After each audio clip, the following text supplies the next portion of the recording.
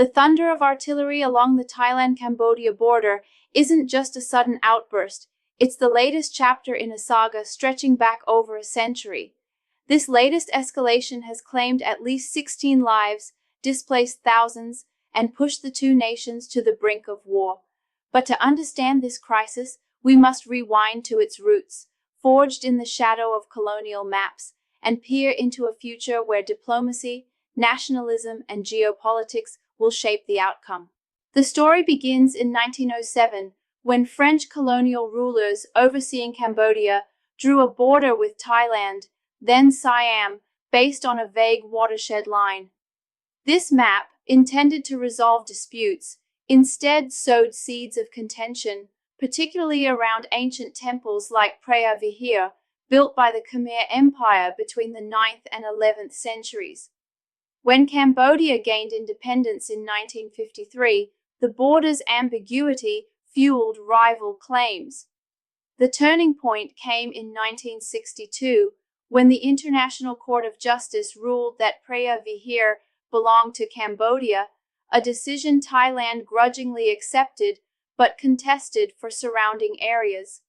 This legal victory didn't end the feud, it deepened it, with nationalist fervor on both sides, turning the temple into a symbol of pride and provocation. Tensions simmered for decades until 2008, when Cambodia's bid for UNESCO World Heritage status for Preah Vihear reignited the fire. Clashes erupted, peaking in 2011 with a week of fighting that killed at least 34 people and displaced 36,000. Artillery rained down near the temple, and both nations accused each other of aggression, with Thailand's military flexing its political muscle and Cambodia leaning on international support. A UN-ordered demilitarized zone briefly calmed the storm, but unresolved territorial claims, especially in the Emerald Triangle near Laos, kept the powder keg primed. These historical flare-ups reveal a pattern: colonial legacies, nationalist narratives, and military posturing have long driven this conflict, often overshadowing diplomatic efforts. Fast forward to 2025, and the current crisis traces back to May, when a Cambodian soldier's death in a border skirmish near Tha Mueang Thom Temple sparked a chain reaction.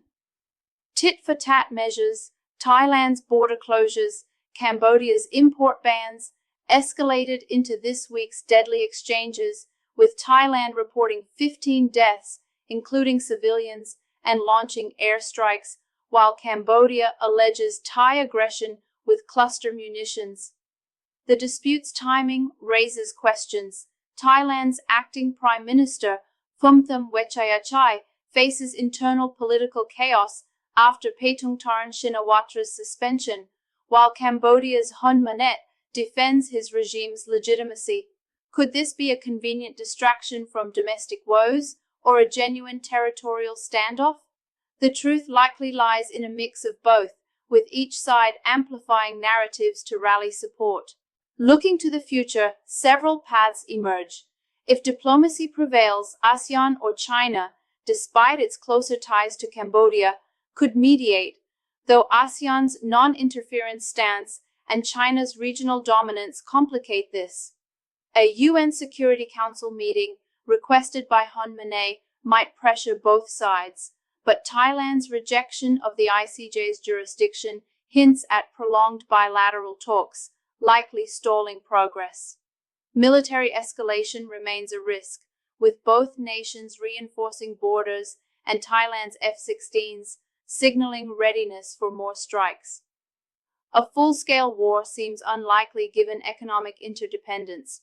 Trade worth billions could collapse, but localized clashes could persist, especially if nationalist fervor outpaces reason. Long-term, resolving the border demands revisiting the 1907 map, perhaps with neutral cartographic experts, and addressing the temple zone's cultural significance. Yet, political instability in Thailand and Cambodia's authoritarian grip suggest short-term fixes will dominate. By 2030, if tensions ease, a joint heritage management plan for Preah Vihear could emerge, fostering cooperation. But if mistrust grows, expect periodic flare-ups, with displaced communities and economic losses mounting. The stakes are high. This isn't just about land, it's about identity, power, and the legacy of a colonial past. As the guns fall silent, the question remains, will Thailand and Cambodia choose peace or perpetuate a century-old struggle? For more updates, please follow.